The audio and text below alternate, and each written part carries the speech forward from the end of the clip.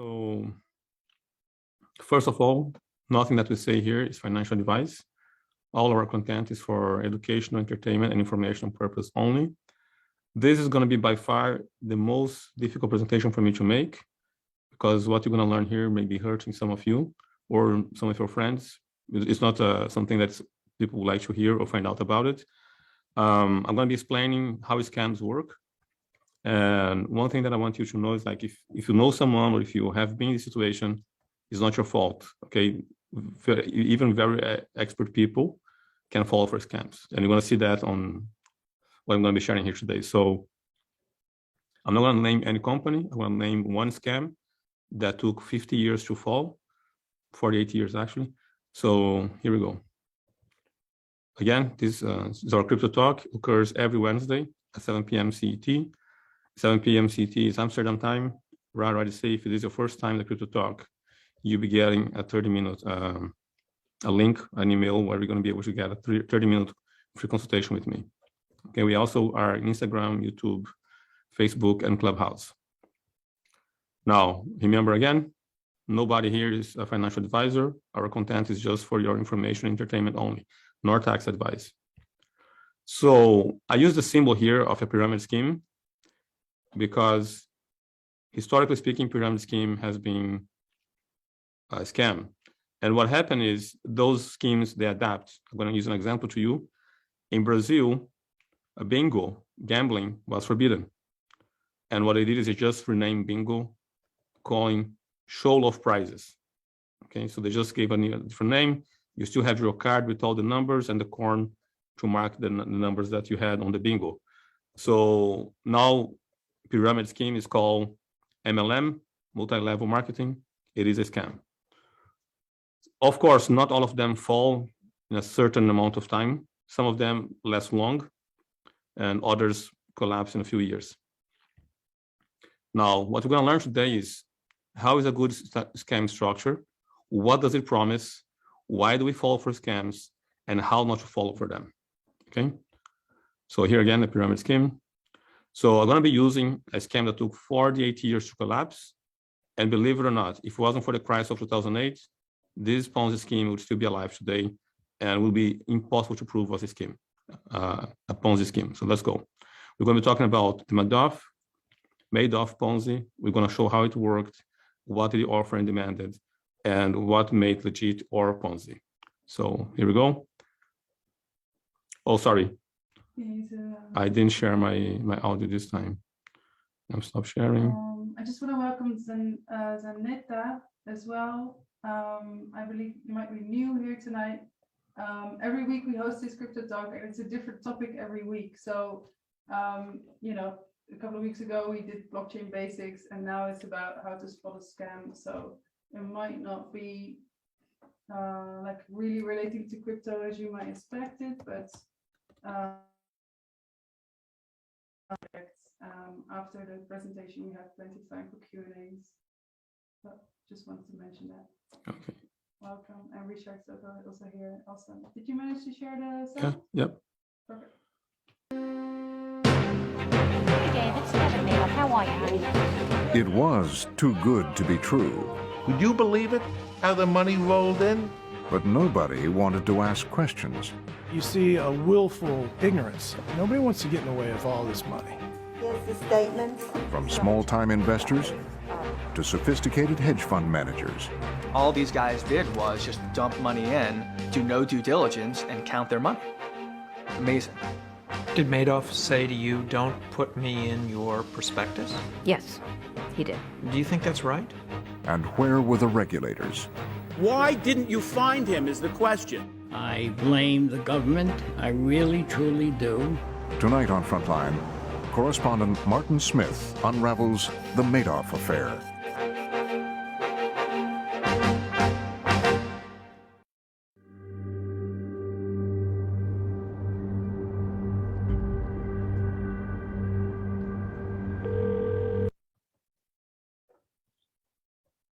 So here we're going to see the two things that is required for a scheme to work. Okay.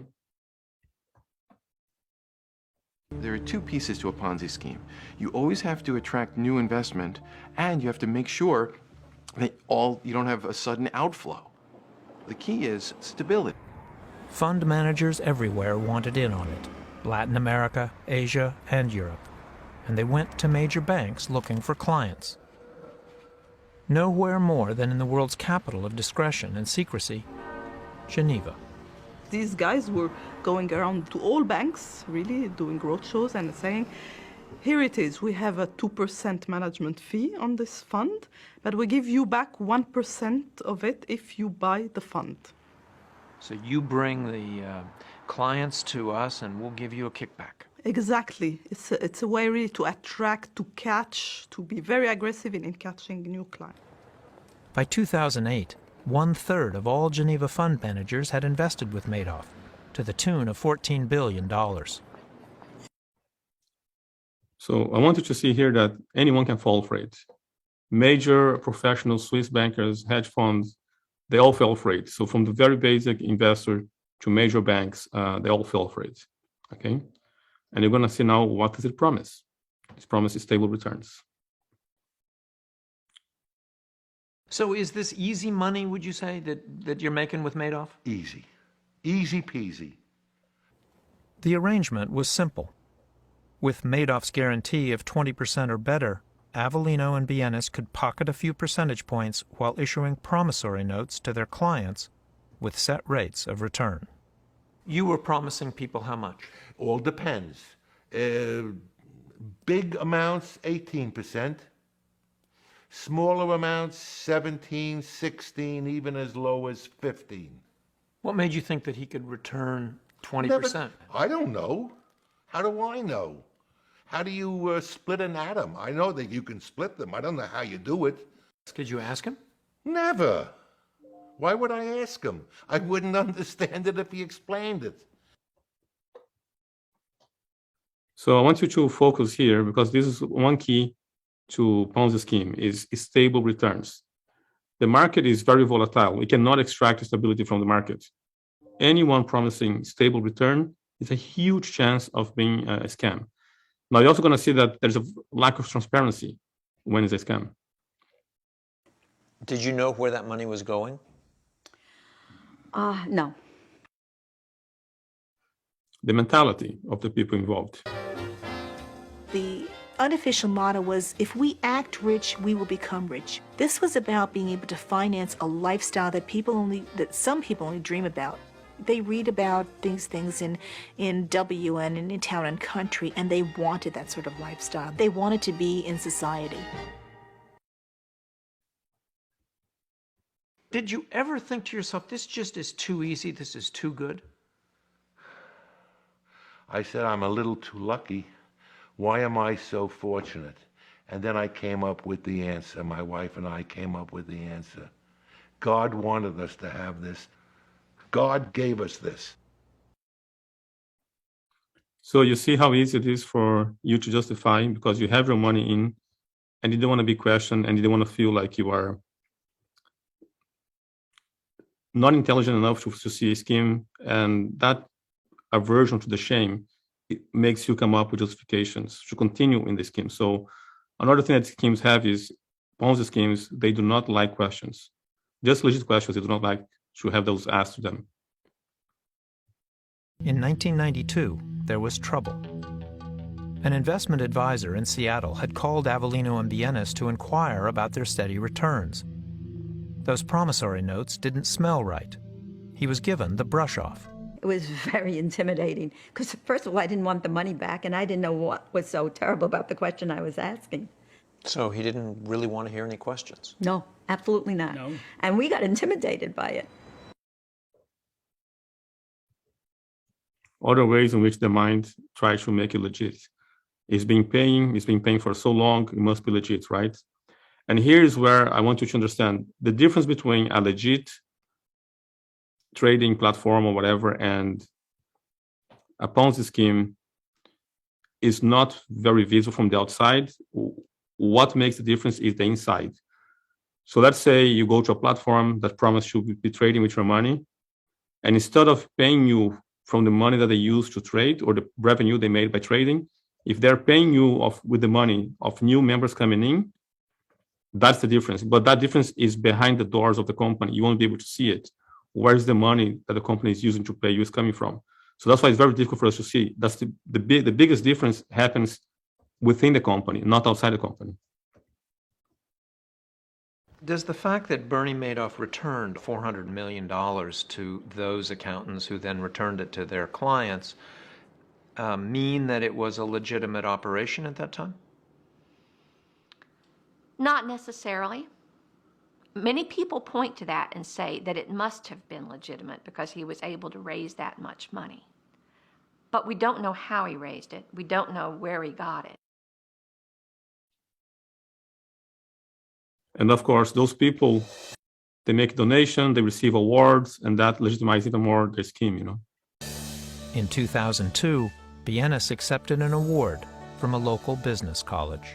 With wisdom and grace, this modern-day Renaissance man has left an indelible mark on our community. Michael Bienes.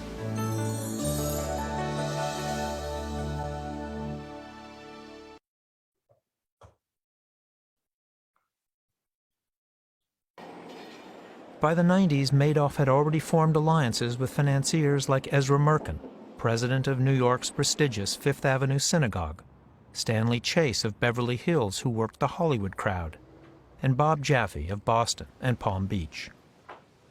Madoff was also being courted by private bankers, mostly from Greenwich, Connecticut, the capital of the hedge fund business.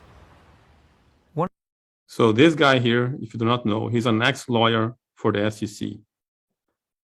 Madoff did not look for him. He went to look for Madoff because he wanted the kind of revenue that Madoff was providing. So here you see that no matter how sophisticated you are, how intelligent you are, he's supposed to be like involved on SEC affairs. He fell for it. And Madoff didn't have to go look for him. He went to look for how can he enter the scheme. One of the first to knock on his door was Jeffrey Tucker, a former SEC lawyer with a love for horse racing. And here's a story of, I think, is the most painful part to share is Cherry Villehuche, I hope I'm pronouncing that correctly. This is a sad story. And here you're going to see that someone tried to warn him that it was a scam, but because he was too much in, he refused to believe the scam, and he got a lot of royalty of Europe involved on the scam as well. He said, I'm making all my money on trading through my market making operation and commissions. And all these guys did was just dump money in, do no due diligence, and count their money. It's amazing. One of the biggest names in Europe was French aristocrat Thierry de la Villeuche, an avid sailor, well connected with European royalty. He approached the world's biggest private wealth manager, UBS, to help him gather clients for his Madoff fund at his company, Access International. On his marketing team were Prince Michael of Yugoslavia and Philippe Junot, once married to Princess Caroline of Monaco. At lavish parties, they marketed to people like L'Oreal's Liliane Bettencourt, the world's wealthiest woman. Thierry de la Villeuche would say to them, look, come to dinner, we'll have your friends, a good time, good wine, and then here comes the hard sell. I've got this great money manager in New York. He makes money whatever the weather.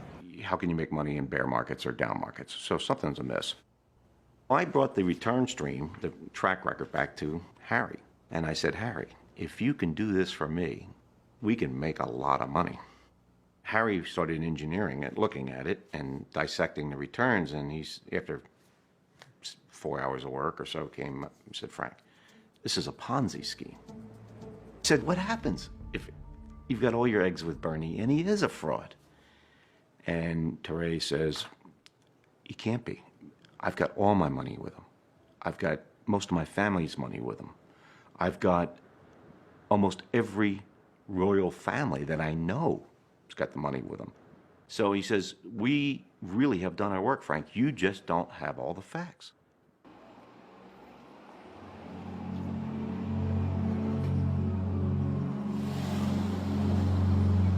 One more postscript. A few blocks from where Madoff began his investment advisory business nearly 50 years ago, Thierry de la Villeuche took his own life. Thierry was a sailor. and he was a hunter. He could have taken himself out any way he wanted to if he wanted to just remove himself from the pressure. The man chose the method he did, in my mind only, as an act of atonement. Slitting his wrists. Watch himself bleed to death. Slowly. Donc il s'était trompé. Et c'est ça qu'il ne s'est pas pardonné. C'est un suicide d'honneur. Alors c'est peut-être un petit peu désuet aujourd'hui, mais ça c'est...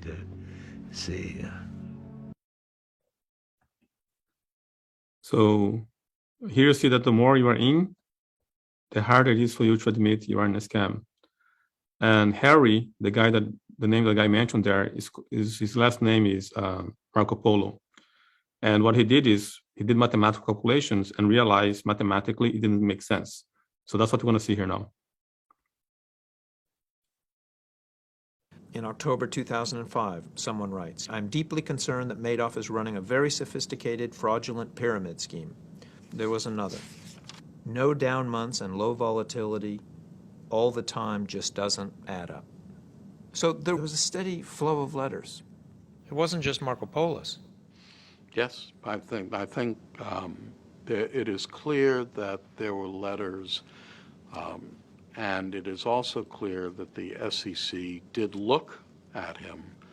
What is not clear is why the SEC was unable to conclude that he was conducting the Ponzi scheme we now know he was conducting. Finally, in January 2006, prompted by Marco Polo, the SEC launched an official investigation. It took 2 years before the SEC issued a verdict. Madoff was cleared. So they investigated for 2 years. They didn't find anything wrong, and they say whatever the guy is doing is right. But again, mathematics does not lie. I gave them a roadmap and a flashlight to find the fraud, and they didn't go where I told them to go. What the heck went on? With all of your investigators and all of your agency and everything that you all described, one guy with a few friends discovered this thing nearly a decade ago, led you to this pile of dung that is Bernie Madoff and stuck your nose in it, and you couldn't figure it out. We have a pending action pending in the Southern District of New York. You took action after the guy confessed. He turned himself in. Don't give yourself any pat on the back for that. And, Congressman, every time... Why didn't you find him is the question. I understand your question, and we cannot answer as to the specifics. So you see Marco Polo did some mathematical equation. He figured out what was a Ponzi scheme. The SEC investigated for 2 years, found nothing wrong, and yet mathematics was right. Marco Polo was right. So we also made here a scam checklist for you. And if any of those features are involved, it is a scam. So if the way in is easy and the way out is hard, meaning if you try to get your money out, you're going to be penalized with high fees or whatever other thing. So if you get punished for walking out of where you put your money in, the likelihood of being a scam is huge. If it is or involves some sort of MLM, perpetual income, which means you bring someone in and then somebody else brings someone and you continue to receive money from the people that came in via other people, that is also a scam. I want you not to mistake this with an affiliate, which is one person bring another person, and that is a commission through time. I'm talking about when you bring one person and people who bring other persons beneath you, you're also making money on that. And again, as you can see here, the common theme is you cannot pay stable returns. You cannot promise stability in a market that is highly volatile. So the promise of stable incomes make it a scam. Lack of transparency, as we saw here, and not welcoming legitimate questions. And we saw the mentality of the people. So when I look for crypto projects, if I see Ferraris, people like showing off the dream life, I stay away from it. And we see here again, questions are not welcome, which means legitimate questions get, you get intimidated by asking questions, or you feel guilty, or they try to make you feel guilty for asking simple questions. So if it has, I would say, one or two of these characteristics, it's a scam. Okay. Now, we saw that what makes it look legit? Well, it has been paying. No failure. It doesn't make legit because it pays, okay? Also, fabricated and trading evidence, which means they show you a report that they trade and make this much income, but you don't see how that money was made. And of course, endorsement. You see people getting awards, you see celebrities in, you see royalty in, you see large banks in, you see the SEC failing to find something wrong, and you think it looks legit. And just for you to know one thing, if it wasn't for the crash of 2008, that scheme is going to be would be until today going on, because we have more money coming in, and he was being able to pay the payments, and no one would suspect. I also want to say that in these 48 years Ponzi scheme, there were clients of Madoff who made money. They died before the scheme was found out, and they made money. So the fact that it looks legit, it doesn't make legit. No. About the way they make money, right? Yeah, it's about the way they make money. Are they paying you from actually trading, or from the money of the new clients coming in? That's the only difference on the back behind the doors. So if you have any doubts, and if it makes you feel uncomfortable, in case someone is watching this and know that themselves are in a scam, you need to understand one thing: you are not trained to spot a scam. It's not your fault. And it's not the fault of those who invited you as well. People who invite you to those scams, they want to share with you a great opportunity which they have found. So nor you, nor the person who invited you, in case you have been invited, are professionals to spot the scam. And the people who invite one another out of innocence. Now, if you happen to be in a program that you have the smallest doubt, if there's something in your mind saying, I'm not so sure about this, I would say stop inviting people. Find out a lot more before inviting more people. And if you fell for a scam and you brought more people to a scam, what can you do is gather information, courage, to contact your referrals and share with them what you have found. And you can also plan to leave the company peacefully. And one way to do this is find a group that you invited in, talk to them, and make an agreement. Because normally when they are penalized for coming out, you're going to be receiving a huge chunk or a significant chunk of the penalty by withdrawing your money. And I believe the best way to do this is if someone is beneath you on the MLM and you receive money for them coming out, you return that money to them. So that will show that you're not willing to make money out of their pain. Now, after that, you can also report the company to the authorities, urge the authorities to investigate, and offer yourself and be willing to help, testify, and another way that you can help the authorities help them. And here's the most difficult part. If you fell for one, you need to find a way that is make for you able to live with yourself. Go to therapy, because nothing hurts more than hurting trust. Once the trust is damaged, it's not a small thing. So if you feel ashamed, embarrassed, or guilty, find ways to deal with that, and go back to your life. Find a good psychological guidance, spread awareness around the subjects, support others, donate to charity. These are a few things that you may want to do to be able to live with yourself after you were part of a scheme and or invite other people. So this is it. Again, if you need assistance, support, or guidance, we offer one-on-one crypto coaching. We have a Crypto Vagabonds Academy. Contact us and we'll see what we can do to help you.